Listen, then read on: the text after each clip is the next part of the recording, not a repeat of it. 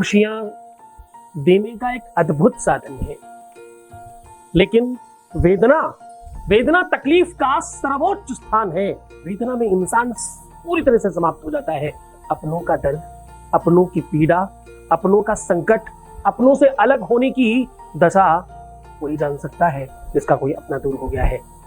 अपनों को 100% अपना बनाने के लिए, हर हाल में अपने रिश्ते को अपने मुट्ठी में ले लेने के लिए, तत्काल रूप से अपने संबंध को मजबूती देने के लिए एक ऐसा बढ़िया उपाय आज बता रहा हूं जिससे आपको तत्क्षण प्रभाव पड़ेगा।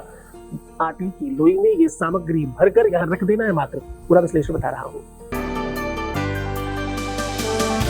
आप देख रहे हैं लव विद एस्ट्रोलॉजी। नमस्कार, मैं हूं आचार्य सतीश अवस्थी। आपका बहुत स्वागत करता हूं लव विद एस्ट्रोलॉजी में। लव विद एस्ट्रोलॉजी में आपके अपने जीवन में प्रेम भरा जाता है। लव विद एस्ट्रोलॉजी में सच मानना तुम्हें जीवंत किया जाता है। लव विद एस्ट्रोलॉजी में हर हाल में तुम्हें जिताया जाता है। शादी के पहले, शादी के बाद की हर समस्या का जहां समाधान होता है उसका नाम लव विद एस्ट्रोलॉजी है। यहाँ 20-22 सालों में 25 लाख लोग लाभान्वित हो चुके हैं। यहाँ का सक्सेस रेट 96% सब निरंतर जारी है। यहाँ कपोल कल्पित बातें थोड़ी होती है, यहाँ ठपोर संख वालों की बातें थोड़ी होती है। यहाँ तो गीता, वेद, पुराण, शास्त्र, उपनिषद बड़े बड़े ग्रंथों पर रिसर्च होता है और वो आपको सीधा साझा किया जाता है। ये विषय अपने आप में महत्वपूर्ण है। देखो, भूल मत जाना, आज मैं कह रहा हूँ अपने टूटे हुए रिश्ते को ठीक करने का अद्भुत साधन। जो तुमसे रूठ गया है, तुमसे दूर गया है, रिश्तों के टूटने की दशा, रिश्तों के अलग होने की विडंबना, उनसे जरा पूछना जिनके साथ में ये सच में है। सूखा जाने पीर पर आई, जिन पावन नहीं फटी विवाही, उनको क्या ही पता चलेगा उनके साथ ऐसा नहीं हुआ। कोई अपना जिसका अलग होता है, अरे भाई तुम्हारा बेटा भी तो हो सकता है, तुम्हारा बेटा, तुम्हारी बेटी, तुम्हारी संतान, तुम्हारा भाई, तुम्हारी भगनी, तुम्हारी माता पिता, तुम्हारे अपने कोई पति पत्नी, प्रेमी प्रेमिका, कोई भी रिश्ता हो सकता है। तुम्हारा कोई अपना बहुत नजदीक तुम्हारा मित्र भी तो हो सकता है। किसी भी रिश्ते में कोई भी व्यक्ति जब दूर जाता है तो सत्य मानना श्वासों को अवरोधित करके जाता है। ये वो दशा है जब कोई अपना स्थान आपके अंदर बनाता है और जब जाता है तो मानो कुछ खींच कर लेकर के जाता है। अब ये सारी की सारी चीजें शब्दों में बयान नहीं की जा सकती। ये बिल्कुल वैसा है जैसे किसी मूक व्यक्ति को, किसी जो बोल नहीं सकता, उसे बहुत प्रकार के व्यंजन खिलाए जाए और उसे पूछा जाए जरा स्वाद बताना। ये बिल्कुल वैसा ही है जैसे जिसके पास आंख नहीं हो उसे दर्शन का की दशा देखी जाए। यद्यपि गुरु कृपा से, भगवत कृपा से ये सब संसाधन सुव्यवस्थित होते हैं। शास्त्र कहता है, पुराणों में बढ़िया कथा है, सूरदास जी जो जन्मांध थे, जो जन्म से ही अंधे थे, वो जब भी कुछ दर्शन करके कहते तो उनकी हर पद में, हर बात में कहीं न कहीं भगवान की झांकी का दर्शन होता था। पुजारियों को, वहां के महंतों को, संतों को ये लगा यार ये इत्तेफाक हर बार कैसे मिलता है। एक बार वहां के गोसाइयों ने मनोविनोद करने के लिए भगवान कृष्ण को कुछ नहीं दिलाया और सूरदास को पूछा, बाबा जरा बताना, जरा कहना आज का ना कैसा लग रहा है। तो सूरदास जी ने अपना अंगवस्त्र अपने सामने उठाकर रखा, अपने आंखों के सामने रखकर बोला, मैं क्या कहूँ आज। बोले क्यों बाबा, बताओ ना कैसे लग रहे हैं आज का ना। तो बोले आज बहुत सुंदर लग रहे हैं। आज हरि देखे नंगम नंगा, मोती माल उर्माई, विराजत छवि के उठत तरंगा। आज हरि देखे नंगम नंगा। प्रेम की आंखें जन्मांध को भी नैन सुख देती हैं।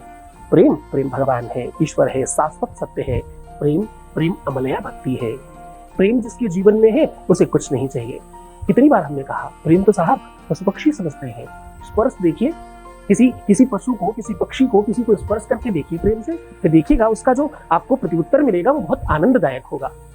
मैं कहता हूँ साहब, लिविंग थिंग्स में नहीं, नॉन लिविंग थिंग्स में भी, किसी पुष्प को, किसी वृक्ष को, किसी पत्ती को, अरे भाई किसी पत्थर को एक बार प्रेम से छूकर देखना। जहां से अंत होता है वहां से अनंत का जन्म होता है। करेक्ट बाय सेंटेंस, जहां अंत होता है वहां से अनंत की शुरुआत होती है। जब मिट्टी से सारे रसायन समाप्त हो जाए तो मिट्टी पत्थर बनती है और उस पत्थर में भगवान का जन्म होता है। प्रेम में ये शक्ति है, प्रेम में ये ताकत है। प्रेम में वो शक्ति है जो अजन्मा है, उसका जन्म होता है। भयो प्रगट कृपाला दीन दयाला कौशल्या हितकारी। अब साहब, या तो आप एक भाषा में ये कह दिए कि हुए भय, दूसरी तरीके से थोड़ा सा मौन होकर सावधान होकर सुनना, भय यानी डर से प्रकट हुई। अंत में अनंत का जन्म हो रहा है। ये प्रेम कर सकता है।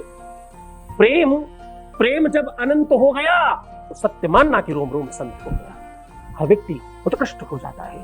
प्रेम जब तक जीवन में नहीं आए तब तक श्रृंगार नहीं है। प्रेम नहीं आए तब तक सुख नहीं है। प्रेम नहीं आए तब तक एहसास नहीं है। प्रेम जीवन में नहीं हो तो आप देवस्ता को प्राप्त हो। खैर, बड़ी बात है, सामान्य कह रहा हूं। एक छोटी सी लोई से जरा से आटे में ये सामग्री मिलाकर रख देना, सिर्फ रखने वाले से। ये ऐसी व्यवस्था है, कई सारी चीजें जब सम्मिश्रित होती है तो उसमें एक अलग एनर्जी का प्रादुर्भाव होता है। जैसे चूना और हल्दी मिला दो तो दोनों सफेद और पीले नहीं रहते, दोनों मिलकर लाल हो जाते हैं।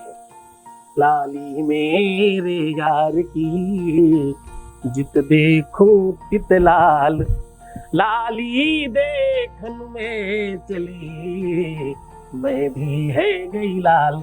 तो मैं 100% तुम्हारे प्यार के रंग में रंगने की व्यवस्था बता रहा हूँ। सीधा उपाय की बात करेंगे, उसके पहले अनुभव आपके बीच का अनुभव आपके साथ साझा कर रहे हैं। Vice please. गुरुदेव कोटि कोटि प्रणाम। आप ही तो हो मेरे माता पिता। आज मेरी एक्सीडेंट हो गई थी, एक चोट नहीं लगी गुरुदेव। बहुत बहुत धन्यवाद गुरुदेव। आपका नाम लेके ही मैं घर से निकलती हूँ, ड्यूटी भी पहुँचती हूँ तो आपका नाम लेती हूँ, आते समय भी आपका नाम लेती हूँ। कोटि कोटि धन्यवाद गुरुदेव। आप हमेशा अच्छा रहें गुरुदेव, हमारे ऊपर हमेशा आशीर्वाद बने रहे गुरुदेव। कोटि कोटि धन्यवाद गुरुदेव। विनम्रता से स्वीकार करता हूँ और धन्यवाद। जब भी तुम्हें जो भी प्राप्त हो रहा है ये सब तुम्हारी श्रद्धा और विश्वास का फल है। तुम्हारी ही शक्ति, तुम्हारी एनर्जी, तुम्हारी भक्ति, तुमने विश्वास और भरोसा किया, आगे बढ़े। मेरी तो साधना और तपस्या लग रही है। मैं तो हर बच्चों को सब कुछ देना चाहता हूँ, पर सबको थोड़ी कुछ मिल रहा है, तुमको ही मिल रहा है।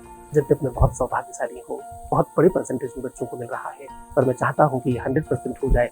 इसके लिए आप सब लोगों की तो हो जाएगा। फिर भी आपको बहुत बहुत धन्यवाद। आप जुड़े, आगे बढ़ करके आपने अपनी बात साझा करी, हमारी बात मानी और आप सफल हो गए। आपकी सफलता के लिए आपको बहुत बहुत धन्यवाद। सीधा उपाय की बात कर रहे हैं।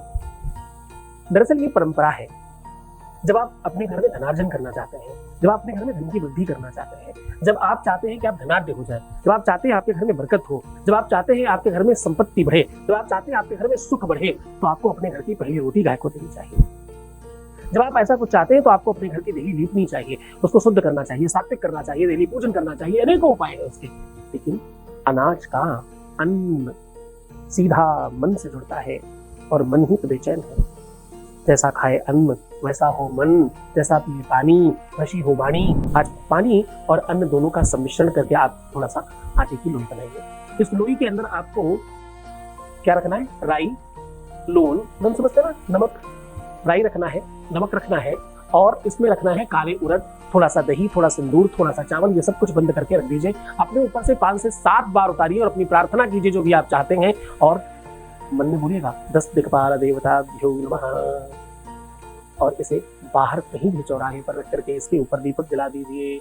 मात्र इतना करने से आपके जीवन में जिस भी प्रकार के कष्ट हैं, आपके रिश्तों में, संबंधों में, प्यार में, रिलेशनशिप में, आपके परिवार में, घर में, वंश में, कुटुंब में, शादीशुदा लाइफ में 100% इसका फर्क पड़ेगा।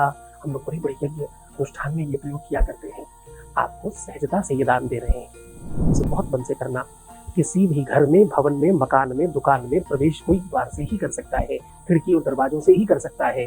आपके जीवन में 10 द्वार हैं, 10 दिशाएं हैं, उनके 10 दिक्पाल हैं, 10 द्वारपाल हैं। आप उन्हें जागृत कर रहे हैं। उनमें से अगर कोई सो रहा है, कहीं से कोई समस्या आने की तरफ बढ़ रही है, तो वो तत्काल ठीक हो जाएगी। ये बात समझने की आवश्यकता तुम्हें बहुत लंबी नहीं है। तुम तो बस इतना समझो कि ये कर लेने से तुम ठीक हो जाओगे। मन से करना, श्रद्धा विश्वास से करना, लेकिन जिस समय तुम करके वापस आ रहे हो पलट कर मत देखना। बहुत मन से श्रद्धा विश्वास के साथ करना, किसी प्रकार का भय रखने की आवश्यकता नहीं। इसमें किसी भी प्रकार का कोई साइड इफेक्ट नहीं रखा गया है। अगर आप गुरु जी को प्रणाम करके आगे बढ़ते हो, सब चीजें ठीक से करते हो, तो एकदम आपको निश्चिंतता रखने की आवश्यकता है। खूब मस्त रहो, अच्छे रहो, इस बार तुम जीत सकते हो। बस तुम्हारी श्रद्धा और विश्वास थोड़ी करनी चाहिए। तो मुस्कुराओ, सुंदर बनो, हराने करते तो प्रणाम करते, पानी पीना, अपना खूब ख्याल रखना, सुंदर रहना, बेहतर रहने की कोशिश करना, सकारात्मक चिंतन करना, मैं तुम्हारे साथ हूँ। ध्यान रहे, थोड़ा मत परेशान मत होना, दुखी मत होना, उल्टा सीधा नहीं सोचना, प्रीवियस लाइफ नहीं बताना, किसी भी सूरत में खराब मत सोचना। तुम सिर्फ अपना ख्याल रखो। मैं तुम्हारा, तुम्हारे प्यार का, परिवार का, घर का, संसार का, इसका उसका सब का ख्याल रखता हूँ। तुम नमः शिवाय।